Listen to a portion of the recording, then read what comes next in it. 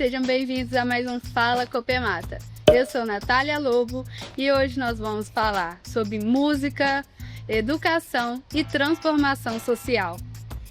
Estou aqui hoje com Adriano, mais conhecido como Tio Nenego, que dá aula de canto, violão e flauta aqui no Centro Cultural Cicobi Copemata. Então, mas vale lembrar também que ele começou a sua história em um projeto social. Então, Tio Nenego, seja muito bem-vindo. Estou entusiasmada para saber um pouco mais sobre a sua história. Bom dia, boa tarde, boa noite, não sei que hora que vocês vão ver isso, Natália. E vai ser importante, vai ser emocionante a gente conversar um pouquinho sobre como eu cheguei até aqui. Tio Adriano, então conta um pouquinho pra gente. Quem é você e como que a música entrou na sua vida? Bom, eu sou Adriano Cunha, popular Nenego, pai da Luísa, que é minha função mais importante.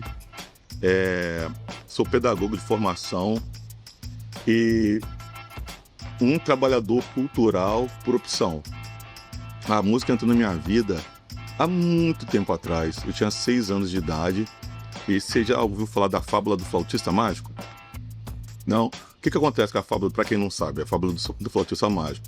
Uma cidade é infestada por ratos e o rei não sabia o que fazer e tal, e falava para ele sobre um flautista que tinha uma flauta encantada, que com a música que ele tocava na flauta, os ratinhos todos iam acompanhando ele para fora da cidade. Enfim, resumindo, a história é essa aí. E o que acontece? Eu tinha uns 6 anos de idade, lá pelos idos de 1986, há muito tempo atrás. Eu morava no Isabel Tavares e todo sábado escutava um barulho, sabe? Um barulho de algum instrumento tocando assim de música. E eu fiz igual os ratinhos do flautista mágico, fui atrás do barulho e tal. E me lembro que tinha uma casa que tava com o portão cinza, o portão tava aberto, eu entrei no portão, pequenininho ainda, subi a escadinha e a banda de música tava ensaiando na laje, assim, a laje aberta, assim. E eu cheguei, sentei. E o maestro, na época, era o seu Geraldo Clarimundo, que era até a banda Lira do Centenário. Ele olhou pra mim e falou assim: meu filho, você quer aprender? Eu falei assim: quero. E o meu filho, você quer aprender? E a minha resposta, quero, mudou completamente a minha história. Eu acredito que aquele dia ali, talvez não foi, sim, o dia mais importante da minha vida, que me trouxe até aqui. E na banda de música, você falou sobre eu ser filho de um projeto social e cultural, a banda de música era para quem queria fazer parte, assim. E eu fui um desses que se encantou com aquilo que tinha visto, já que eu nunca tinha visto nenhum instrumento musical. E eu me encantei, assim, foi amor à primeira vista com o mundo da música, com o mundo da cultura, e cá estamos aqui hoje. Muito bom. E através do seu sim, transformou muitas outras vidas. Cara, assim, porque o que acontece? Depois de um tempão, eu vi aquilo que a música fez por mim, aquilo que a cultura fez por mim, eu me senti na obrigação de devolver isso pro mundo, sabe? Cara, se a música fez isso por mim, será que ela consegue transformar outras pessoas? Será que a cultura consegue transformar outras pessoas também? Será que a educação consegue transformar outras pessoas? E como aconteceu comigo, eu procuro transmitir isso para outras pessoas, assim, da melhor forma possível. E é isso. Muito bom, muito bom. E quais desafios você enfrentou no início e o que te motivou a continuar? Desafios. Olha só, não tinha muito parâmetro de comparação quando eu era criança, porque o meu mundo era muito... As oportunidades, acesso à cultura, essas coisas eram muito restritas, assim. E eu não tive muito, assim, algo que me impedisse, porque para mim era uma grande brincadeira. Eu estava brincando de aprender um instrumento, apesar de eu levar muito a sério, mas primeiro eu era criança, tinha 6 anos, era uma brincadeira. E na medida que eu fui crescendo, me lembro que uma vez a gente foi tocar, isso eu já tinha quase 7 anos, assim, e depois, umas 2 semanas atrás do ensaio, o seu Geraldo, que era o maestro da banda, eu fui dando dinheiro pra cada um, assim. Aí ele chegou pra mim: toma aqui, meu filho, pra você chupar um picolé. Eu pensei: mas a gente recebe pra isso também? A gente ganha? Dá pra ganhar dinheiro com isso? E assim, o grande desafio foi eu sempre fui diferente dos meus colegas, sabe? Foi de que forma ia transformar aquilo, se era possível. Primeiro eu já vi que dava para ganhar dinheiro fazendo o que gosta. E o desafio era de que forma, a gente está falando de uma criança dos anos 80/90, era de que forma eu ia transformar aquilo em trabalho para mim, de que forma que eu ia convencer a minha família que a gente sempre foi muito pobre, tinha as coisas muito com dificuldade, a gente era quase que impedido de sonhar. Sonhar era uma palavra impossível nessa época, assim. Eu acho que meio que eu furei a bolha da questão de sonho. Eu ficava imaginando de que forma aquilo que eu estava aprendendo, de que forma eu ia utilizar aquilo na minha vida e como que eu ia me sustentar trabalhando daquela forma, já que eu não via ninguém fazendo isso, sabe? Eu não tinha parâmetro de comparação na minha família, nem ninguém por perto que eu conhecia. Eu quero ser um profissional nessa área aqui igual a... Não sei. Não tinha. Não tinha. Sem falar que as pessoas que viam a cultura como trabalho nessa época eram muito marginalizadas, eu acho, sabe? Não parecia um trabalho digno como outro qualquer. E como eu era menor, era o que eu tinha para ajudar, por exemplo, na minha família, assim. Então, eu acho que é isso. Ter um modelo a ser seguido, para mim, foi um dos grandes empecilhos, sabe? Entendi. Mas o que te motivou a continuar? As coisas foram acontecendo, na verdade, mas a música, a cultura, eu fui descobrindo coisas que eu nunca... Eu fui tendo acesso a coisas que eu não teria se não fosse a cultura, se não fosse a música. Eu me lembro que quando eu fui no encontro de banda a primeira vez, que eu tinha uns 7 anos também, como pequeno, eu me lembro que a minha sensação de descobrir que todo mundo podia comer de garfo e faca. Olha, sacou? Viu? Uma coisa pequenininha. Eu descobri que todo mundo podia comer de garfo e faca. E coisa que eu não tinha acesso, assim. Coisa que pra você deve ser super normal, né? Quando eu tinha 7 anos, eu não sabia. Eu não sabia, por exemplo, que viajar era tão legal.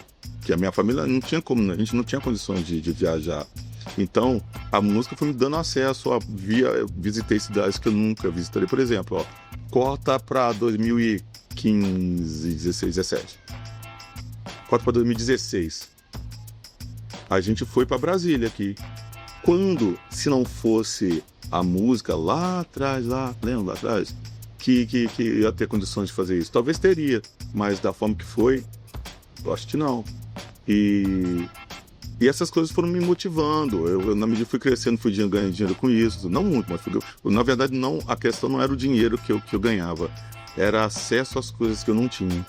Eu ficava em hotel, depois quando eu fui crescendo mais, fui participando de outros projetos. E aí eu ficava em hotel, que o hotel era muito chique. E então essas coisas eu fui vendo, eu não via ninguém do meu tipo fazendo essas coisas. Então o que me motivava eu vou fazer isso está me trazendo coisas boas. E até onde eu posso ir? Quais são as coisas que eu vou ter acesso?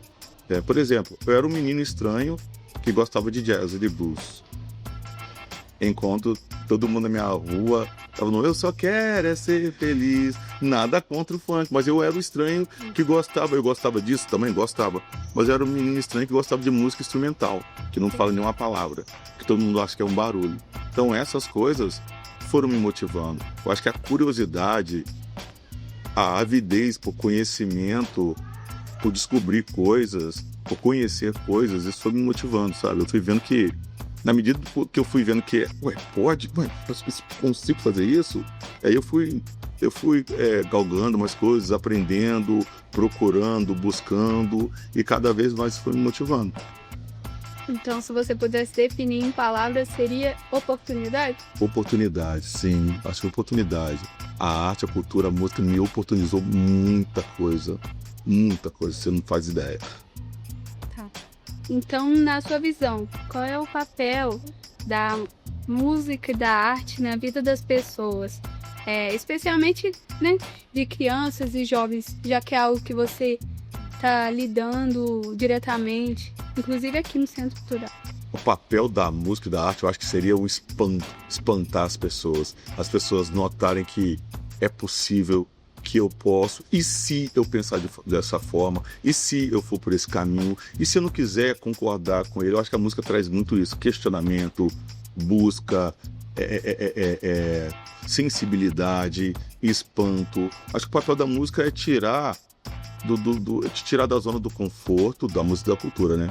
Te tirar da zona do conforto, fazer de você cidadão pensante, sabe? Que pensa, que age, que quer fazer parte e se sensibiliza com o outro, que quer ajudar, que quer transformar. Acho que o papel da música e da arte seria fazer com que as pessoas queiram transformar o local onde ela quer estar inserida, a própria realidade.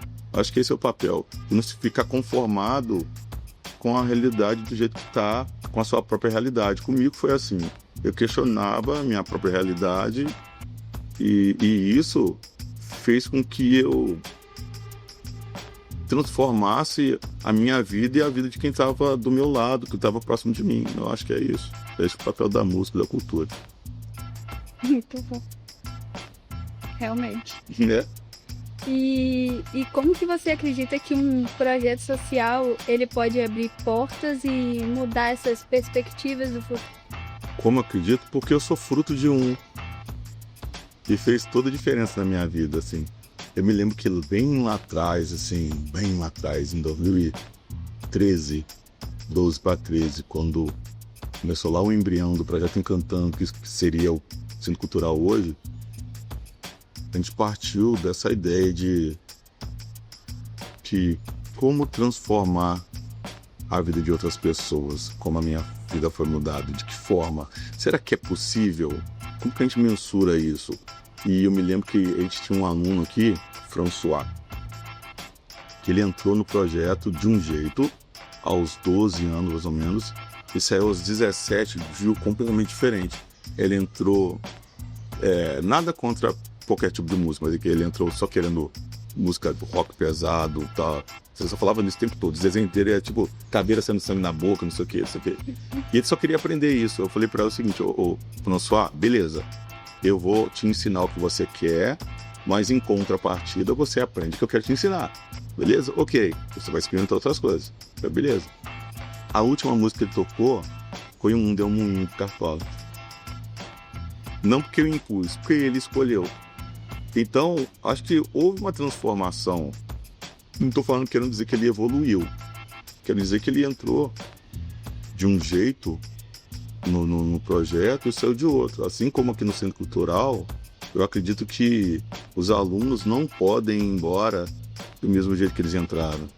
Eles podem não aprender a tocar nenhuma nota, cantar nenhuma nota, soprar nada, como diz o Gustavo Aldo, soprar nada, ou dançar nada, sabe? Pode não ter aprendido nada aqui, naquele dia, mas se ele veio para cá de um jeito e saiu de outro, pensando em outras coisas, questionando outras coisas, eu acho que a função nossa aqui, enquanto educador, é essa, é provocar, sabe? Acho que o meu papel aqui é provocar os meninos. E se você fizesse assim? E se você pensasse dessa forma? E será que isso que você está pensando é uma verdade absoluta? Por que você pensa assim? E é isso, é questionar. Eu tenho que fazer o menino se questionar o mundo em volta dele, é questionar a comunidade em volta, que aí sim, ele vira um agente transformador que vai transformar a própria vida e vida de terceiros.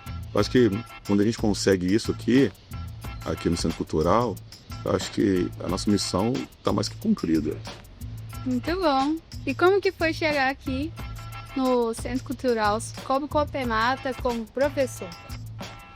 Ué, na verdade eu não cheguei aqui, né? Na verdade, eu não cheguei aqui. Eu acho que eu fui colocando as pedrinhas aqui desde o início, assim, mas acho que eu fui a pedra fundamental, não fundamental de ser mais importante, de ter dado esse pontapé inicial, de ter acreditado, que em momento nenhum eu nunca duvidei desde o primeiro dia, assim, que eu me lembro que foi uma conversa que eu tive com o César lá na chácara dele. E eu tava lá, a gente tava tocando violão lá, eu tava lá com os meninos e tal, com a BAC. E ele chegou para mim e perguntou: você já pensou em capitanear um projeto social, cultural, que tivesse música e tal. Simples, eu vim da banda de música, aprendi tudo de graça, então eu queria ensinar de graça para os outros também. E assim, a partir desse dia, eu fui colocando pedras em cima de pedras. Se eu te falar que naquela época já pensavam que ia surgir um centro cultural, não. Sim. Mas eu acho que eu fico orgulhoso de ver o que um projeto que era pequeno, mas já era ganancioso, já queria coisas, já queria transformar com sonhos tão grandes, se transformou hoje no centro cultural. Eu fico orgulhoso no que esse embrião lá de 2012/13 se transformou hoje. Eu fico muito orgulhoso. Realmente, é motivo de muito orgulho para nós. Você poderia compartilhar alguma história marcante que você viveu aqui com os alunos?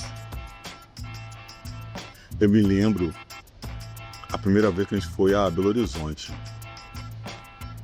que a menina nunca tinha ido num jardim zoológico, uma das crianças. Eu também nunca tinha ido, mas essa criança especificamente, porque ela não ia ter condições nenhuma de ir assim, num jardim zoológico, sabe? Então os olhinhos dela, quando ela viu uma girafa a primeira vez, ele devia ter tirado foto. Mas foi tão legal, mas tão legal, ela me agradecia tanto por aquilo, sabe?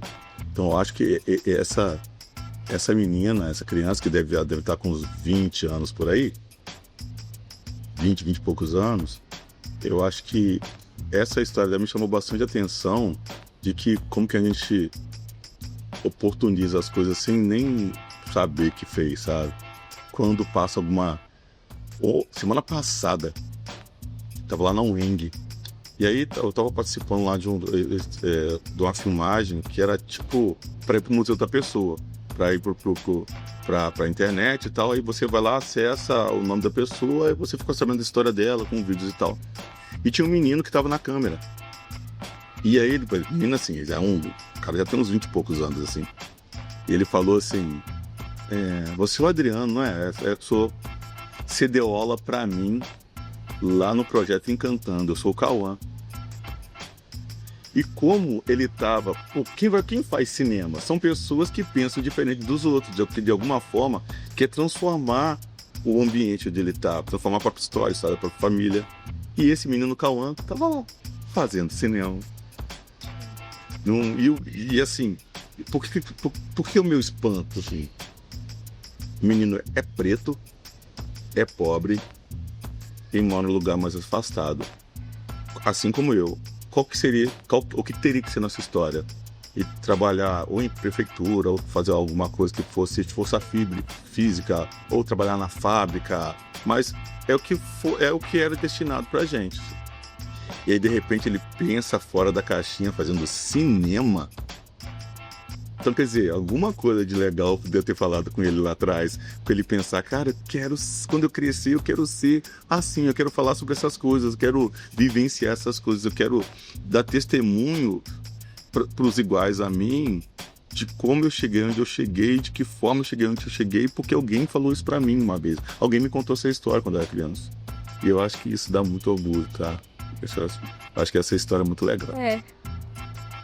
A gente acha que não, mas coisas assim tem mesmo o poder de transformar. E às vezes a gente nem lembra que a gente fala, sabe? Mas Você vê qual o poder que a gente tem, a responsabilidade que a gente tem com o outro, sabe? Eu acho isso muito importante. Legal. Realmente. Então, aproveitando, já que você deu esse conselho que talvez não lembre, se você pudesse então dar um conselho para esses jovens que estão começando agora na música, na arte, qual seria? Fala lá na câmera, olhando para eles.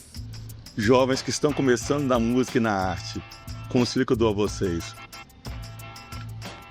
Ninguém falou que vai ser fácil. Eu não estou prometendo um pote de ouro no final do arco-íris. Posso garantir a vocês que a jornada vai ser linda, vai ser maravilhosa. Aproveitem cada minuto, se agarrem a cada oportunidade e nunca percam a oportunidade de ajudar alguém, de conversar com alguém, de ouvir alguém, de aconselhar alguém. Que talvez uma palavrinha, um olhar diferente seu vai com certeza transformar a vida de outras pessoas. Então, acreditem no caminho, que vai dar tudo certo. É isso. É isso sim, tá? Obrigada, tio. De nada, minha flor. Meu Deus do céu. Não sabia que ia ser tão legal. Eu acho que nem eu. Sabe que eu ia derreter assim. Ai, ai. Ô, tio, queria te agradecer. Realmente foi muito importante esse momento para mim e também para quem está nos ouvindo saber um pouco mais sobre isso. Uma das pessoas que esteve aqui desde o início, que acreditou nesse projeto, né?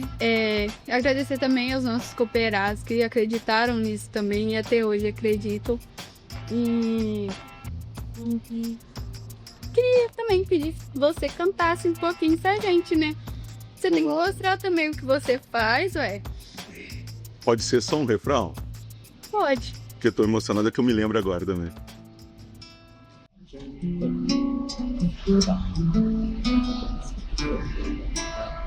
Voa mais que eu, seu beija-flor sou eu, além de nós um eu, pra que seja todo seu.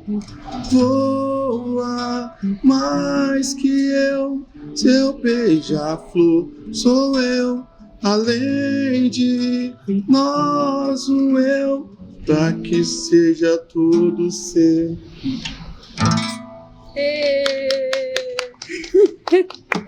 Voa mais que eu, seu beija-flor sou eu.